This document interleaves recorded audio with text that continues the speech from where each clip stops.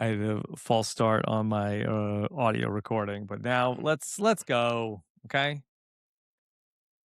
Hey everybody, what's going on? Rob Cesternino, we are back, and we are here for more Survivor, Kaôh Effing Rōng, and tonight we're talking about episode number 6, a huge episode in the overall arc of one Aubry Bracco, and I can't wait to get into it here with Chappell. Chappell, how are you?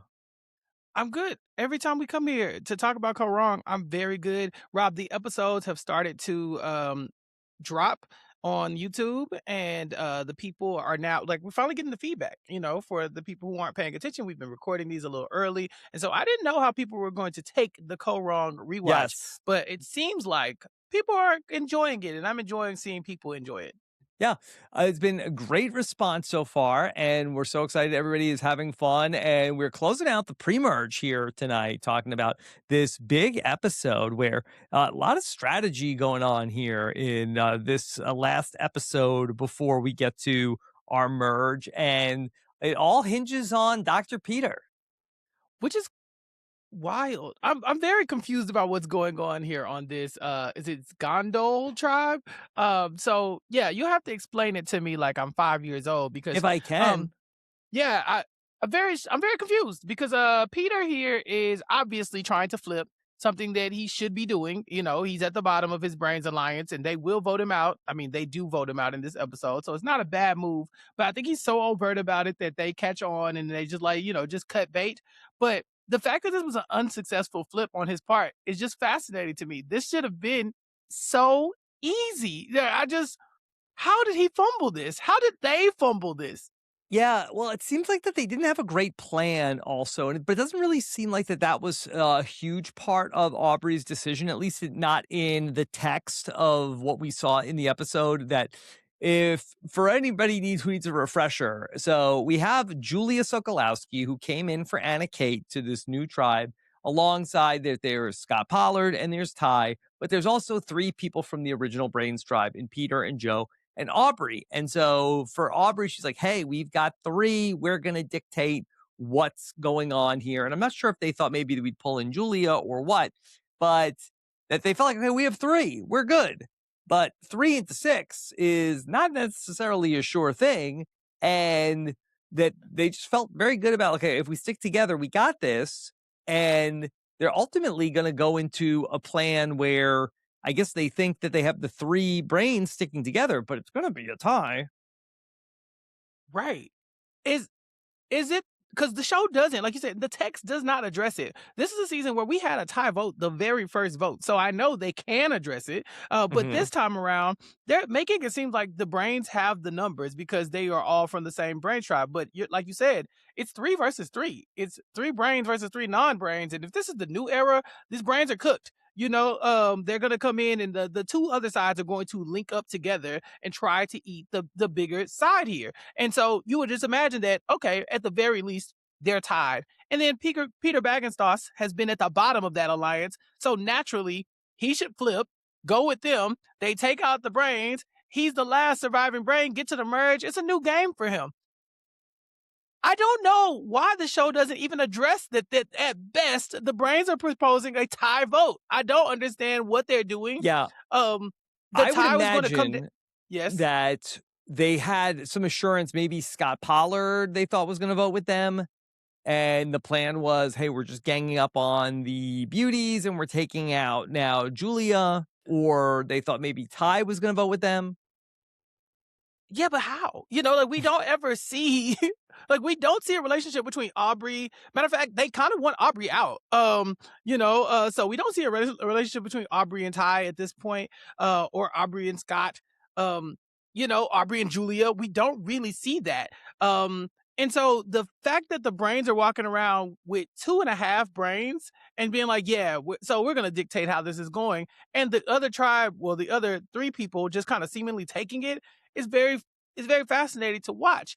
Also fascinating to watch. Peter Baggenstoss, you could if you was gonna flip, you could have flipped last round. Like you didn't have to wait Yeah, for that would this. have been the move, I think, when you had the advantage to be able to do that and go with Anna and Ty and Scott and vote out Joe or Aubry last time. Yeah, I mean, I guess he doesn't like. I guess if you vote out Joe or Aubrey last time, Anna Kate comes back, and then they could just vote you out. So I guess that's a worse position because Anna Kate will. But Well, Joe's still there, or Aubrey is still there. I mean, yeah, but it's either you or them, and Peter doesn't have the best social game. So I Mhm. think if there's a coin toss, I think he loses most times. I mean, he beat Liz Markham in the coin toss, but I think that came down to tribe strength. I think at this point nobody cares about tribe strength. They know these tribes are temporary at best. So I just don't know how he ended up in this spot where the obvious choice is to flip. He does flip. Like he essentially flips. Joe scolds him for flipping. So then he unflips because damn, I got caught flipping. And now he is somehow voted out. It's like they killed the hostage, but he wasn't really a hostage. He was free. He was free to Mhm. go. I just don't understand how he ended up diving back in front of the bullet. The whole episode is crazy, and I wanna go through it in greater detail, but we have a scenario where earlier in the episode, Joe wants nothing to do with Peter. That's it. Peter is gone, and Aubrey talks sense into Joe. He said, "Joe, we need him. We need him. We have to keep him around." And then ultimately, Joe and Peter get into a big confrontation. Would love to talk that through. Mhm. And then eventually they come around that they make amends. And then Aubrey is like, fine, I'll vote out Peter. Let's do it. Joe's like, we can't change the plan. That's it. Listen, you can't just change that late in the game. Stick to the I'm plan. Is it bad that I'm team Joe in this conversation? Now look, the first half, what Joe is doing is insane, right? You know Peter's going around throwing your name out, and your tactic, your social game says, Mhm, I should go confront him and scold him because that will definitely stop him from flipping. Somehow, it does stop him from flipping, but mhm, it shouldn't. It shouldn't. If you come and tell me, like, I heard you were saying my name behind my back, what's going on? I'm like, no, what are you talking about? Blah, blah. And immediately I am writing your name down no matter what, because you're on to me. So like, Joe, question mark, question mark, question mark. What are you doing? But then they lose the challenge and Joe realizes, oh, that's why that was dumb. We need him. We don't have the numbers. There's only two of us. We're not in control. Let me go make amends. He does it successfully, which is more power to him, but only for Aubrey to hear her name come up and be like, well, that's over with. Like it was all fun and games when he wanted you out, Joe, but Julia and Scott said he wants me out, and we don't play like that. And so, yeah, Peter ends up back in the crosshairs, and it looked like the show at least presented like Scott goes to Peter and is like, hey, here's your chance. Let's go make a thing. And he's like, nah, I think we're just gonna vote out Julia this time. We don't really have to. We ain't gotta get into that. Like, no worries. He's back to his old Peter Baggenstoss nonsense. mhm. Yeah. And then the thing that is probably the most famous thing about this episode is that we see Aubrey go up and Aubrey votes for Julia. And then when we see Jeff turn over the last vote, the Julia has been crossed out and the name is just Pete. First time this has ever happened, right? First, I this was like believe so. this I was the believe first so. time. Has it happened since? I feel like it's happened since. Did baby Andy write down somebody's name and cross it out? I I don't know why think that feels it's like a baby Andy Yeah, thing. I'm sure the comments are gonna be pouring in. I think that we're definitely gonna get the updated times that this has happened. It was not redacted. It was not scribbled out. It was that Aubrey did not, like, rip the Julia part out and then just hand in a card that says Peter. you know, I bet because it looked like Aubrey took forever back there. I bet she wrote it down and then she called one of the producers over, like, hey, I need a new paper. And they were like, no, ma'am. No. Yeah. Nah, we don't do that. I don't know where you thought you were, but we're not doing that. This is tough. Yeah, she really didn't have a choice because even as she just flipped it over and like scribbled it out and flipped it over, Jeff would have still showed that. He would have still been like, Yeah. Peter, you're the next person voted out. But he would have made sure you saw that somebody else was written down. There was nothing she could do once she took the toothpaste out of the tube, she wasn't putting it back in. It's a great dramatic moment. It ends up being really the first true time that Aubrey is, like, really square in the center of the drama. She has the panic attack in episode 1. That's kind of what she's probably known for to this point. But this is the first true big moment for her on Survivor. Yeah, it's bad because Joe is the one who's telling her, like, "Hey, is this neurotic stuff you got going on? Like, I get it. You're anxious, but like, get it together. Come on, focus." She's like, "Yeah, you're right." But in her mind, she's in there about to write Julia's name down, knowing that it's going to a tie at best. She does not have the numbers. I don't know why she's writing Julia's name down in the first place. She knows she doesn't have the number. Who does she think is voting with her? Because in my mind, if you vote for Julia and they vote for Peter, it's going to tie, and Peter is going to be safe, and Julia is going to be safe. So your targets, you won't even get them out. You're going to get the people that you are allegedly working with on the chopping block. This entire plan is flawed, and I'm really shocked that Aubry is like, she evolves into such a good Survivor player, I think. But I think right now, Aubry is not a great Survivor player. I think this episode was probably her low point for me. It is hot. Hard to think clearly in terms of what's going on, and that she's hearing her name. She ultimately makes the right decision. It's just Yeah. like she arrives at the right decision about like 2 minutes too late. Right. And it's just, it doesn't, and there is a better decision. The better decision is, hey guys, why don't we go and try to win one of those people over to our side? But we never see that. And so Mhm. because that's not an option, it's, do we ride or die for Peter, who's going to throw us under the bus, or do we just vote him out because we don't like him and he's going to throw us under the bus? Like, it's not that hard. Like, I just don't understand how she got in her head about this so much. And maybe it's because Joe is kind of putting his foot down, like, we don't change the vote right now. Like, we're not doing that. Because she doesn't let him in on it. She flips without him. And I think from this moment on, they will be in lockstep. But if I'm Joe, I'm looking at her totally crazy. You could have at least told me that you weren't going to come with the plan. Like, I know you didn't want Yeah. to, but at least tell me I'm going to be out on the island here. I don't think that Joe is in on the Debbie vote. I think that there's going to be a point where they end up diverting later on in the game. But it's a weird tribal council too, where we're talking about everybody's feelings and gut feelings, and eventually what ends up happening that Scott Pollard ends up calling out like, "Hey, all right, it's the original plan." I think that maybe Scott and the crew were like, let's just vote for Peter and just like kind of just, eat him, and just be done with Mhm. it.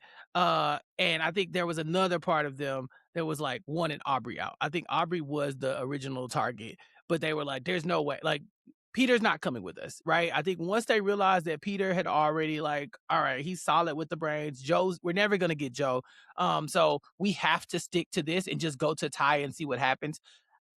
Scott and Ty both have idols? Question mark. Jason has the other Jason idol. has the idol.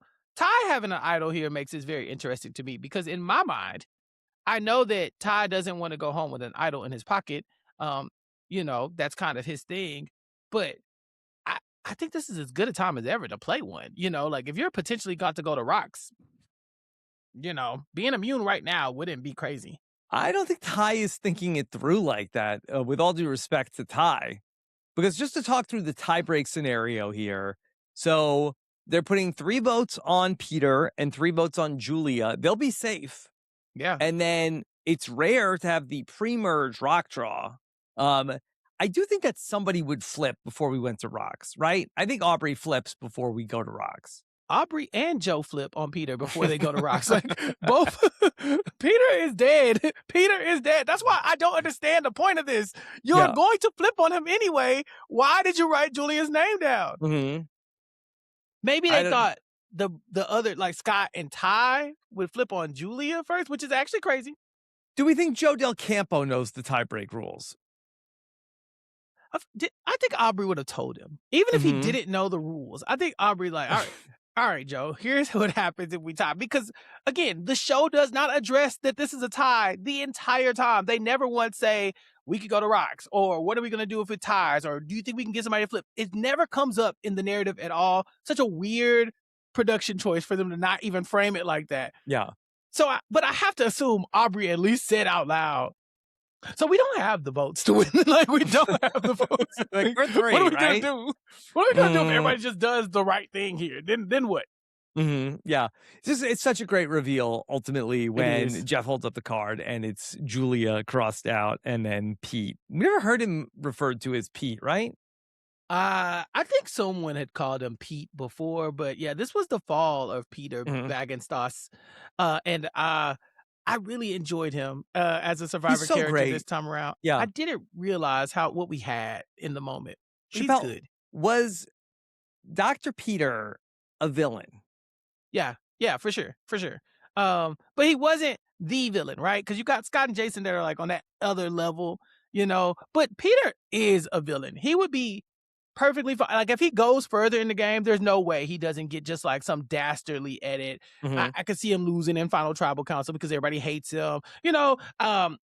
Kind of Albert adjacent, Yeah. where it's like is a used car salesman, kind of like squirmy. Like he's not gonna. He's self interested, but he's also a little cowardice as well. Like he's like, I'm gonna flip, and then you catch him. He's like, oh damn, you got me. And that's kind of his vibe.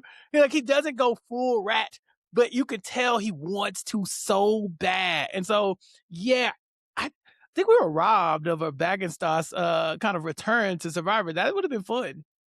He seems like not able to go through with any type of deceit. It seems like that it falls apart before he's able to pull off any of these plans. Like he seems like he wants to, and then he doesn't end up going through ultimately with turning on people.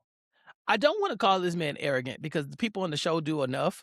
But I do think that there's a level of confidence that he has where he just feels like he can tell the truth. There have been so many episodes that we've talked about so far where Peter has just opened his mouth and told everybody what Mhm. was going on, Including this like, one. including this one. He's sitting there talking to Scott. Scott said, "Hey, you should come with us." And he goes, "No, we're voting Nah. out Julia." Why not lie? Peter, why not just say, "Yes, Scott, that's what I'm doing. I'm with you." But to he's on the hammock.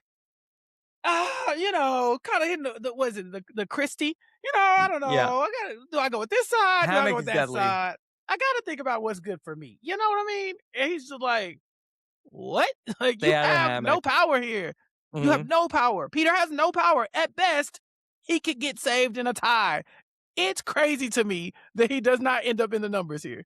He was great. He was great. Bring him So back. good. Okay. But let me ask you something. I was going through some of the comments on one of the Ooh. recent episodes, and let me ask you this because I had never heard this theory before, and I want to Okay. let you know if there's any merit. And I'm going to say allegedly before I'm even going to read this. Okay. Okay. But so there was a commenter who posted on episode three's recap and we were talking about what was going on with all of the infections. What was happening here? Well, why did everybody get so sick? Um, Right. and we were talking about Dr. Peter was there. He was Hmm. there and he was like the on-field medic. And this person in the comments said, Peter handled it by spreading infection through the cast, squeezing wounds, and lancing blisters without even washing his hands. And I just started to think about all of the people that end up with these infections. And I do think that the one common denominator that they do have in common when we think about like who are the people that ended up having these bad infections and we think about oh well, we saw Joe Hmm. and then we know that Neil and his finger and then Aubry has an infection and then Ty also has and Liz also had this very bad infection. Oh wow. Peter himself I think even had to have surgery. I listened to the exit interview and I was like is there one person that all these people interacted with who may have received medical attention from. How dare you? Is I it so possible? I mean, it is possible. Comma, but I'm still looking at Survivor production crazy because I think as a medical professional, you have to do no harm, and I think that the production people they have their own doctor Yeah. on hand, and he's watching Peter spread this. He was not trying to harm people, but when you just look at the path of the people he came because you know who didn't have infections? Nick, Michelle, right? Yeah, Kyle Jason, Sydney. She never. Sydney, Yeah, she uh, never. Hey man, maybe there was something on that beach. I don't know. maybe. It's I mean, but the part where without washing your hands, I mean, it's very valid because there is no soap. Like you're just on an island, lancing things without any type of, Hey, all sterilization right, is Joe, let me see already that kind of finger. All right, Neil, come here. right. Let me see Yeah. that. Yeah, let me see that knee. Yeah, Let me pass check me the that fish out. hook. Pass me the fish hook. I think I can do a little something here. Like, yeah, look, I'm not gonna question his credentials, but I think on an island, I think things are slightly different. Now, where was he when everybody was passing out? Um, I don't think he played a big role in that. Yeah, where was that? In my mind, Peter should be like we should have got a shot of Peter like sprinting towards Sydney and like diving over, Yeah. like pour water, like Even bring in the Debbie, I think chopper. Joe had to take care of her. This whole Joe was scene. taking care of Debbie, and Jason was taking care of Sydney. Peter might have been playing a long game. He might have been like, "Look, let him die." No, I mean, figuratively speaking, Yeah. if they But die, he they die. himself had to go have surgery after the season was over. Yeah, I heard he went straight to the hospital afterwards or something like that. Mhm. It was pretty bad. But I mean, what was it about Kaôh Rōng specifically that had everybody getting infections? If it's not Peter, right? Like they act like this is some like an anomaly specific to Kaôh Rōng, but is there a part of Yeah. the elements that make it specific to Kaôh Rōng? I don't think so. I think that there was some sort of specific infection that I don't know how it ultimately ended up getting there, if the contestants brought it in or somebody from the crew brought it in, but they don't have this in Cambodia, which is, films in the same place the next season. Right, exactly. I'm like, they're back to back. And so I don't know if they go to a different beach because they're like, oh, that beach was infecty. Or do they just like stay at the current beach and they got rid of the infected people? Maybe Mhm. the people were infected. Maybe. Mm. I want to talk about this confrontation that Joe has with Peter because it was so great and weird. You see Aubrey's just like, we need him. We need him. Don't say anything to him.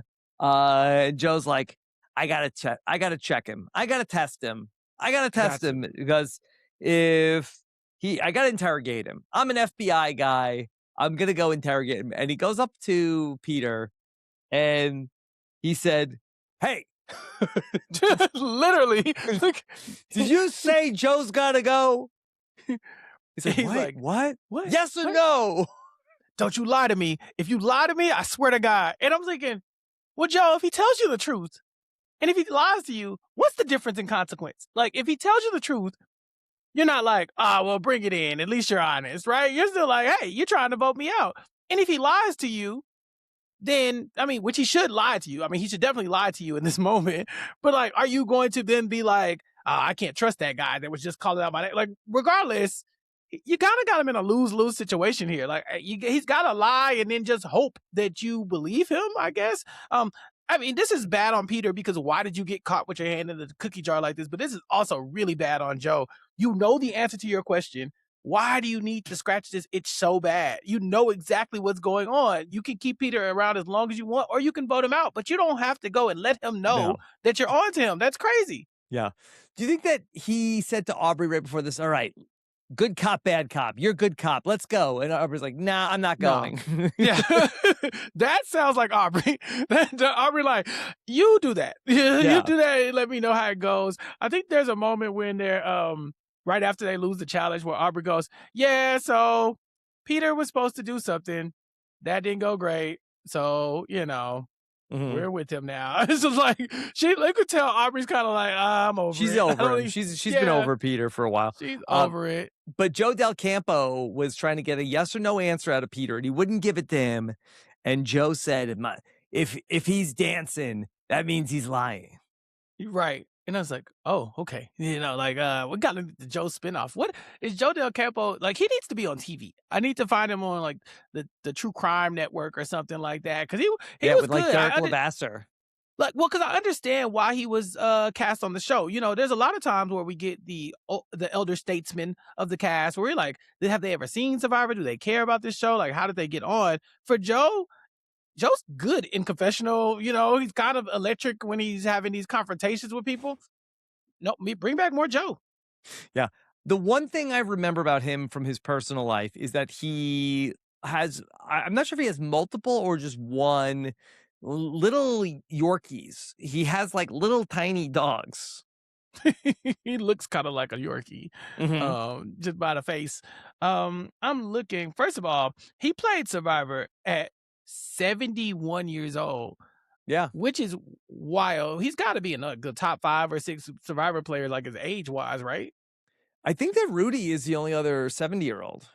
Yeah, this is crazy. Like, they cast Joe like it was normal, and not to say that, like, there's anything wrong with casting Joe, but, put a 71-year-old on this season that is riddled with infection and Hmm. heat exhaustion and stuff. They're trying to kill this man. I mean, he did get medically evacuated, It's not but his fault. Like, it's not his fault. The man's 70 years old. Like, damn, you couldn't put this man in Fiji?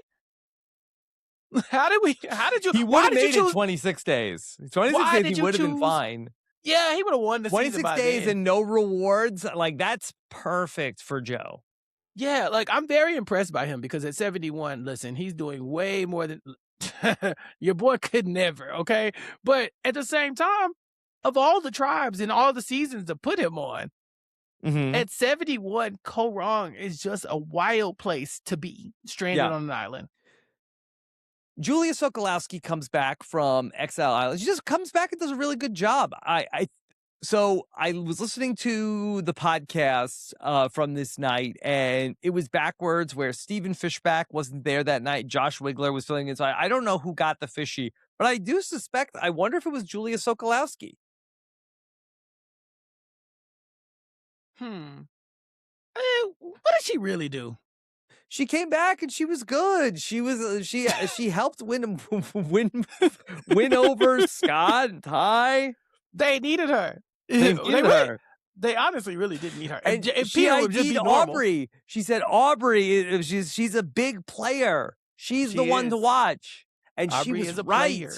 She was right. She was right. I don't think she could have got the I don't know if she did enough to get the fishy. I mean, she got 2 votes. She was never going home. Even if she got 3 votes, she still wasn't going home. But so yeah, maybe that is good on her, right? Like having to spend a day away from the entire tribe, but then still coming back, ingratiating herself, and then winning the day to where, the brains acted like they had the numbers advantage, but now Julia and crew really do have the numbers advantage.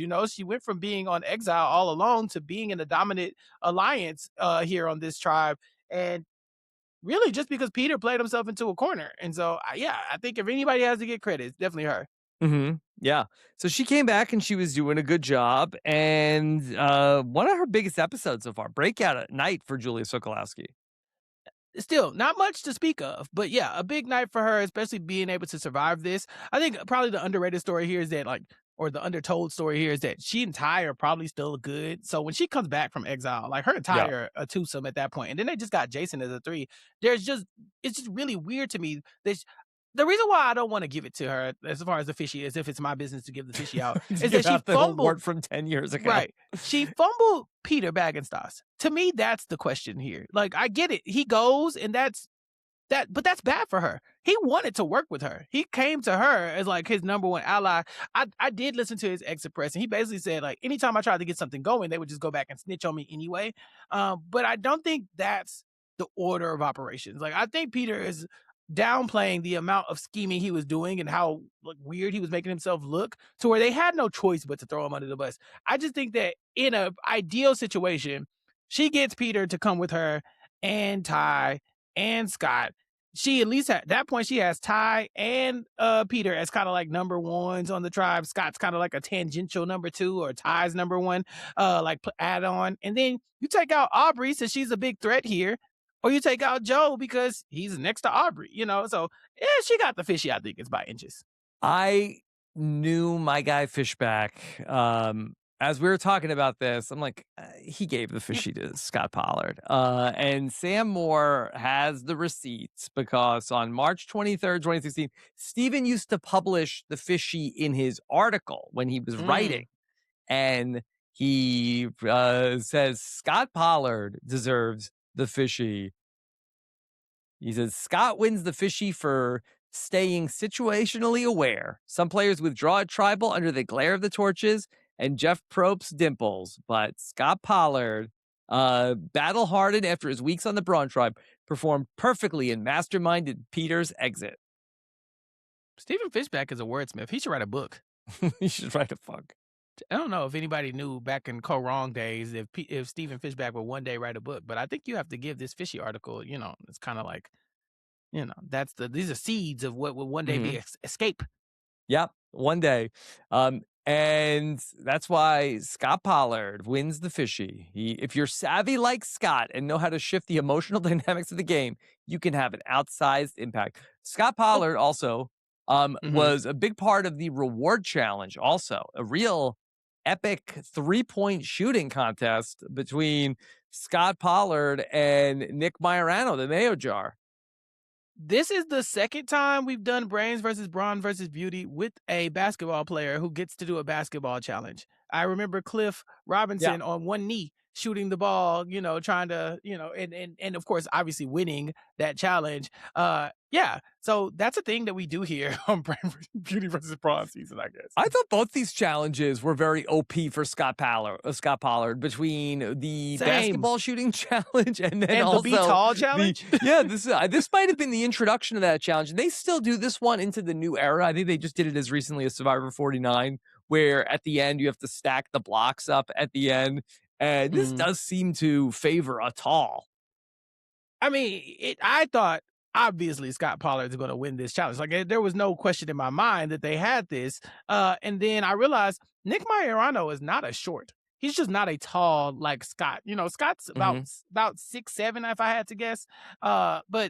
Exactly. But Nick's probably like 6'4", 6'3", something like that. He seems tall. He said he played basketball in college or something like that. So the height differential is not as bad as it could be. But this is definitely ideal. I mean, the only other person I think that could have even matched up with these two guys is Darnell, and he's long gone. I guess that's why they cast all three of them for this season, right? Because you kind of had to balance the height. Cliff Robinson was far and away the tallest person on his season by a ton, and there was nobody even close. This time around, I think it's not as bad if Darnell and Nick are still around to play basketball with Scott Pollard later on. Yeah. I misspoke. I said this was the first time they ever did this challenge. They actually did it in Samoa was the first time they did it, and this was the second time. It was pre-merge in Samoa. I feel like the other Liz was Looks there. like it. Yeah. Liz Kim was there. Yeah. Yes. See, look, I remember Survivor Samoa, kind of. Every time we have a Liz, not Liz Wilcox, we did do it before. So then they didn't do it at all in the new era, and they brought it out into Survivor 49. Yeah, I don't remember this challenge in Survivor 49 at all. But here, this was pretty cool. The stacking the tall stuff, because you got to see, the little odd couple that we've created with now Ty and Scott. It used to be Ty and Caleb, but now we see that you could just throw Ty up on Scott's shoulders and he can stand up there. We saw him climb the trees with Scott, just kind of hoisting him up. And so I thought they had this, but no, Nick and Debbie, they all pulled it off. Yeah, so there was some drama in the immunity. We were talking about the reward challenge was where Scott Pollard and Peter were shooting the basketballs. But in the immunity challenge, they had to stack the blocks at the end. And that was also a very close challenge. And at one point, Jeff was like, "These blocks are heavy and they're hard." And I'm like, "Yeah, right, Jeff. Okay, sure." But then one did fall on Joe Del Campo's head and he was bleeding. They finished the challenge. Jeff's like, "Joe's bleeding in his head." And I was like, okay, concussion protocol should have probably, we should have probably stopped down here. They finished the challenge and then Jeff's like, "Joe, go see the medic after this." I think it would have been fine to pause the challenge and check on Joe. This man, again, 71 years old, and you just knocked him upside the head with a brick. 71. What? 71? Jeff, if you don't like these people, just say that. I am nowhere near, thank God, 71 at this point in my life. Yeah. And if you hit me with one of them blocks, I'm done. That's it. Send me home. Hopefully they made the blocks not as heavy in the future. Yeah. They're like, Savannah has been knocked upside the head. Savannah, go see medical after this. Like, Yeah. or just take a look now. Just stop right now. You just medevaced Caleb like yesterday. Don't you want to make sure this doesn't happen all the time? Yeah, there was a strategy issue with how to stack the blocks. It seemed like it was Peter's idea. And if you didn't watch the episode, there were a bunch of like bigger cubes and then smaller cubes. And you need to stack them up really, really high. And so I guess Peter's idea was, okay, let's stack the big cubes. And then on the smaller cubes, we'll just lift them up in the air and then put other ones underneath it. And it almost worked. But it didn't work. It concussed Joe Del Campo. And Joe was still like, okay, I don't think we got to vote out Peter. Like, even Joe with a concussion. He got amnesia, okay? He forgot what the plan was. But he was right. He was right. You should not. Like, he was right. Del Campo's like, where am I? Peter's like, I'm your best friend. We've been allies since the beginning of the game. We're number ones. Debbie, is that you? You know? Like, that's unfortunate. Yeah. Speaking of Debbie, let's talk about what's going on over on the other tribe, because there's some interesting stuff there. And of course, more hits from Debbie. The episode starts off with Debbie talking about Nick, and Debbie's playing a little bit of the flirt card. Yeah, he's got the body of a Greek god or a face of a chiseled jawline or whatever she's saying. And then He she's could like, model. He could model. She should know. She modeled for tons of years, you know? I was like, is Nick a model at this current time, like when he goes on the show? I'm not sure if Nick is ever a model. So he was just like attractive random guy. Yeah. I don't know if he ever did any modeling. That's interesting, because I feel like in the first Brains, Beauty, and Brawn, like the beauties were models, right? Like LJ, other Jeremiah guy, certainly. Jeremiah was a model for sure. Like, Mm-hmm. and Nick's like, yeah, I'm pretty, so you know. Mm-hmm. And they were like, yeah, he is. That's you know, you ain't got to be a model to be a beauty. And he's willing to flirt with Debbie. Yeah, I don't think he has any shame. This is a good episode for Nick. Yeah. I love this for him. Kind of his breakout. Yeah, because Nick's rise is because he's doing good commentary on everybody else, right? Like, Nick is kind of like the narrator of where he sees other people, and it's through the Nick lens, so it's, you know, extremely biased for sure, but also laced with a little bit of arrogance. So he's like, yeah, I think Debbie has a crush on me. She could be playing me, but she probably could not do that. And then also, we see Nick interacting with Michele, making this the Michele breakout episode as well. Yep. And Michele breakout as well, and kind of dunking on Nick. Yeah. Speaking of Nick getting losing in basketball, yeah, he gets dunked on by Michele here, because we see Michele interact with Debbie for the first time, which is fun. I don't really remember any interactions between Debbie and Michele from this season, but Debbie gives the same spiel to Michele that she says to Sydney, and she's like, oh, I like you. I want a woman to win this game. And Michelle's like, oh, she's quirky. I like her. And she goes to Nick, and she's like, hey, I had a good talk with Debbie. And so let's they don't like Jason. And that the mayo jar ends up telling Michele about the plan when she says, like, hey, so we're going to vote out Jason. And Nick says, hold on, that was going to be so good. Nick says, not doing that. We're not. He said, no. No. And he basically tells Michele, like, hey, I got this. We're not going with your plan. Yeah. He needs to make the decisions for Michele, because she doesn't know what she's doing here. And so all he has to do is make sure she doesn't screw this up, so that they can go far in the game. As long as Michele is there, he's got somebody he needs to babysit, because Michelle's not a good survivor player from Nick's eyes, right? He's in control of this tribe and in control of their alliance of two. Mm-hmm. And we get in this episode, we get the original. Bro, I know. And then also talking about Nick, when she says that Nick thinks I'm just like this helpless person who doesn't know what they're doing out here. She gives us also, I don't need to be carried, bro. I don't need to be carried, bro. People just had a bad read on Michele. They thought she was like a little puppy suckling on the teat. They Mhm. thought she needed to be carried, but she doesn't need to be carried, bro. A big episode for Michele. You know, she kind of falters in the challenge a little bit, but this is one of the few times, you know, we always talk about how Survivor says like, oh, or the show kind of like has a struggle with depicting people's social game. But this episode was the Michele social game. It was, I messed up in the challenge. Let me go see if I can make Yeah. friends. And we see her working with Debbie. We see her lying to Nick. You know, look at people with bad social games. Joe Del Campo cannot do this. Yeah. Peter Bagenstos cannot do this. They can't fake it. Michele can fake it. Yeah. You're right. She literally says, like, okay, I need to work on my social game now after I made the mistake in the challenge. And that in the, was it the reward challenge that Michele gets off Yeah. to, it's actually interesting. Like, it's Michele versus Aubry to start the challenge and to go and like dive down and pull out the buoys.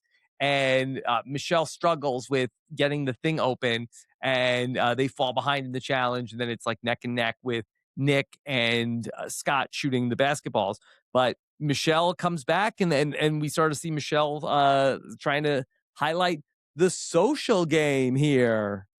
Yeah, the show finally gave it to us. You know, the what a player should do if they're not excelling in the challenges, if they're Mhm. not providing around camp. There's, you know, there are other aspects of this game. Maybe the strategy, like we haven't got to see a lot of strategy from Michele because she hasn't had to vote anybody out, and And so it's like this is her claim to fame, her strategy, her social game. yeah, and credit to Michele because she does not then tell Nick off like we've seen Alicia do earlier in the Hmm. season. Like we see Joe do in this episode, go up to Peter and say like, hey, listen, buddy, Yeah. She can get bub. loud too. What the F? She just won't because Mhm. it's not because she's smart and she doesn't want to like get voted out. You know, it's like if you were questioning if Michele is a good Survivor player, look at this episode. Look at how she reacts when she thinks her back is up against the wall.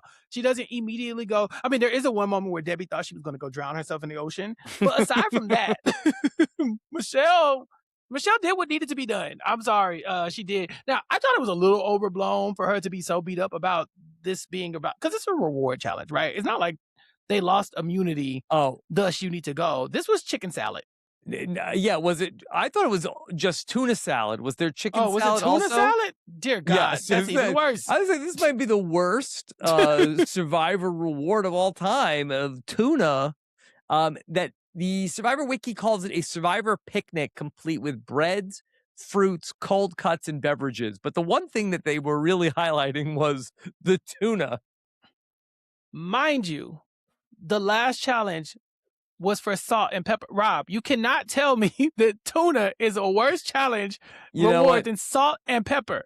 Tuna could use some salt and pepper. Tuna could use some salt and pepper, but you know what salt and pepper could use? Some damn tuna. You know, like what am I going? That's just gonna lick it off my hand? He's like, what? What? I Yeah. don't want this.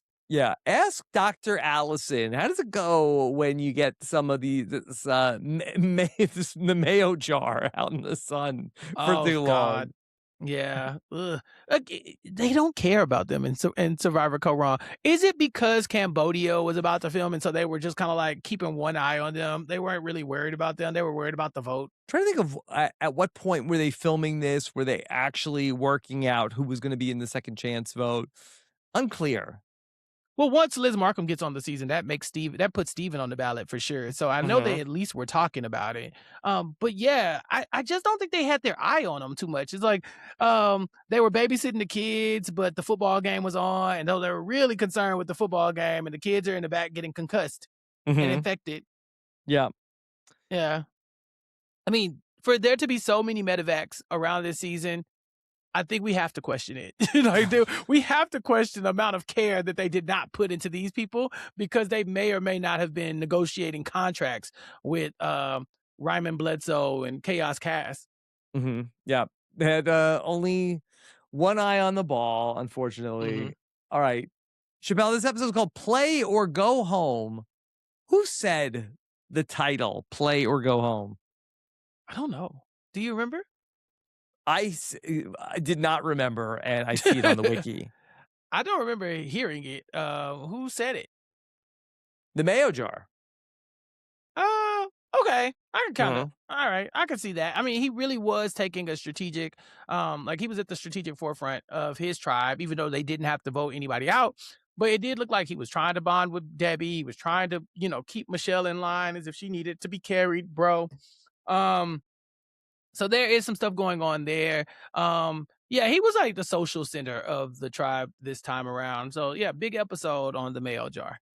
Yeah, because it does seem like that Debbie and Neil were not going to vibe with Sydney and Jason. That seems to be the underreported story. So Yeah. even though Michele could be the target, as Nick is saying, it seems like that maybe Nick is a little bit more of the swing because he's willing to throw Michele under the bus. Right. Nick's willing to throw Michele under the bus. And then Sydney's probably should be willing to throw Jason under the bus. I don't think she knows she That's needs her to number at one. this point. Yeah, but I don't know. Yeah, but it's time, right? Like, it's time. Because if Debbie wants him out, Sydney and Debbie kind of have a decent relationship, it seems. When Debbie's joking about Michele drowning herself in the ocean, Sydney's like, "Oh, Debbie, you're Yeah. crazy."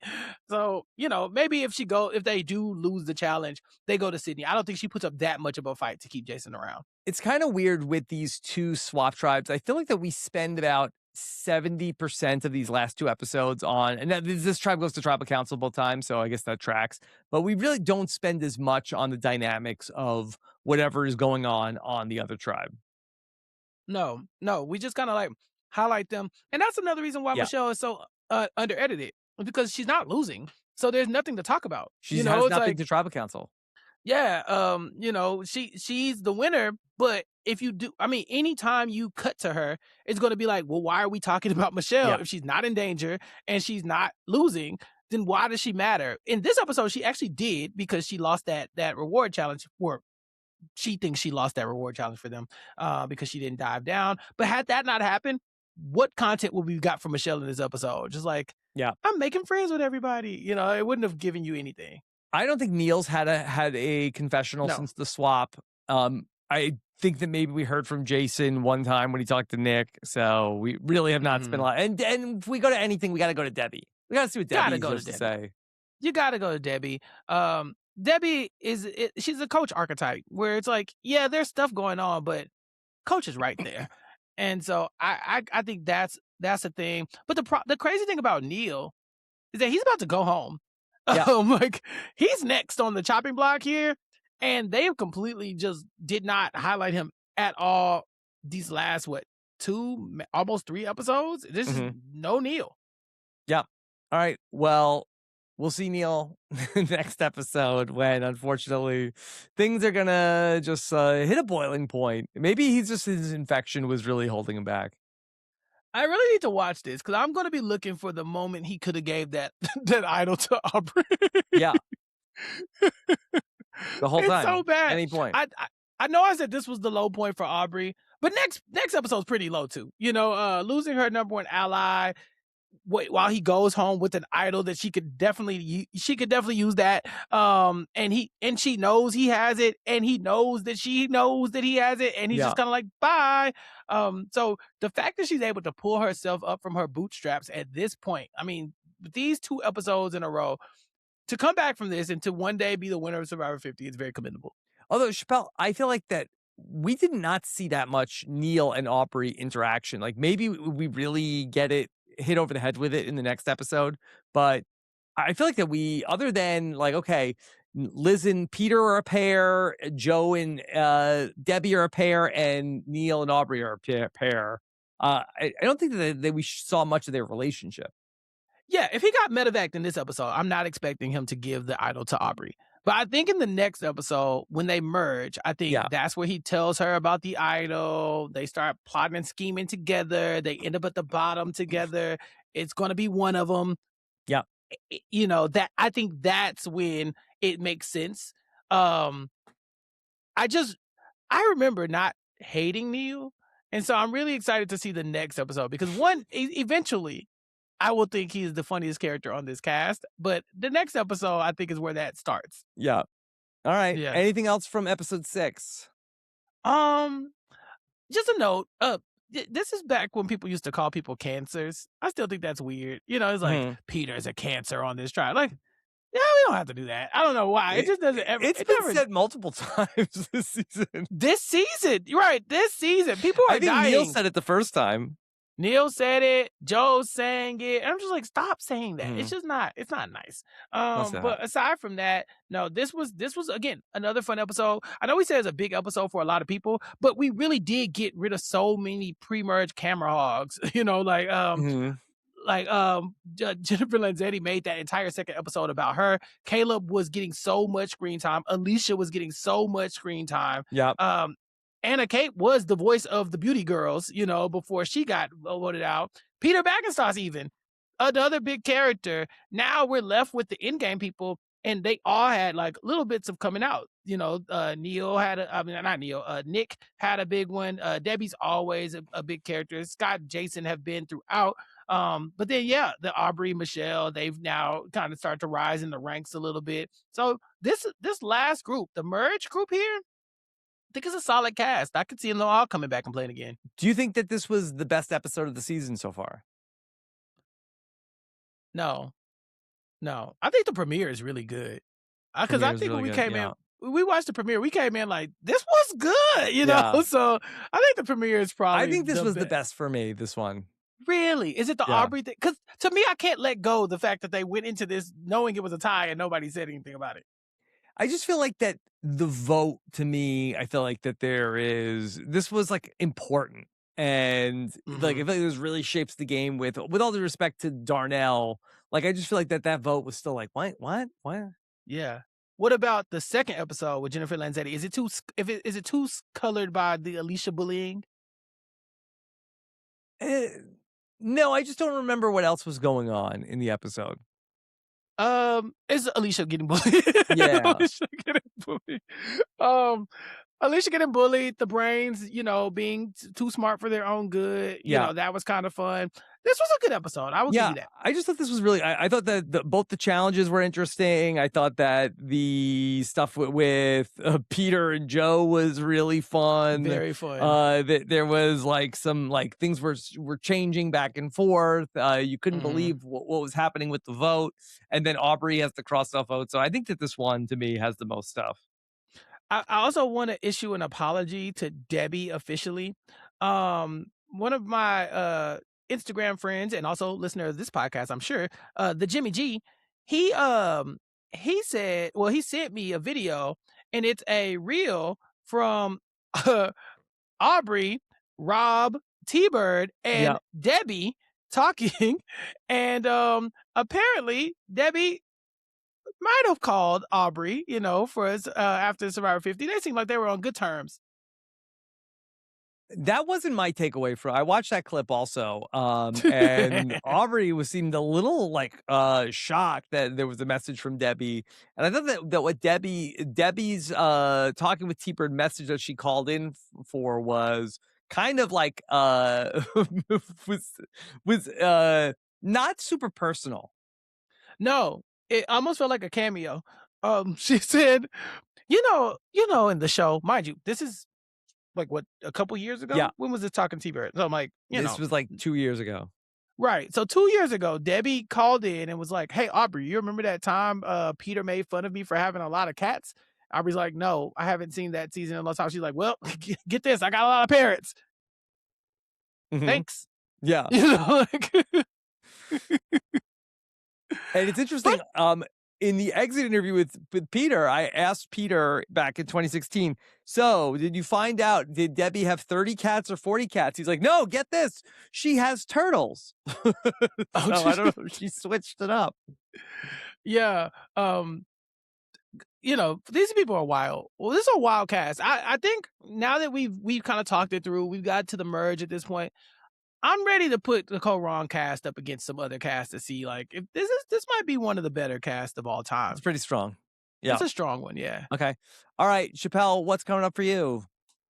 More recap kickback on recapkickback.com. You can find me podcasting, youtube.com/@recapkickback. You can see my beautiful face talking about TV shows and movies and all kinds of things. Currently, Mari and I are talking about Interview with the Vampire, season 3. Well, technically the Vampire Lestat, but you can check that out. And by the time you hear this, House of the Dragon should be upon us as well. Oh And my Mari and I God. will be talking about that. Yeah. And I got this My wife's special going to be so excited. I got this special Team Green cup because I'm Team Green from I House of forgot Dragon. about the Yeah. teams. Yeah, I'm Team Green. Mari made this. And so yeah, I'll have to check out Mari's her shop to get something like that. But yeah, I'm covering that on Recap Kickback along with House of the Dragon. I got some others. I mean, Interview with the Vampire, and I got some other stuff coming your way as well. But you got to follow me on social media at Recap Kickback. If it's not at Recap Kickback, do not follow it. That is all I will say. Okay. Now, I'm tired. Leave me alone. I said it. Follow at Recap Kickback. All right, or we'll be leave me back alone. on Monday for episode 7 of our Kaôh Rōng rewatch. Thank you so much for joining us. Take care, everybody. Have a good one. Bye.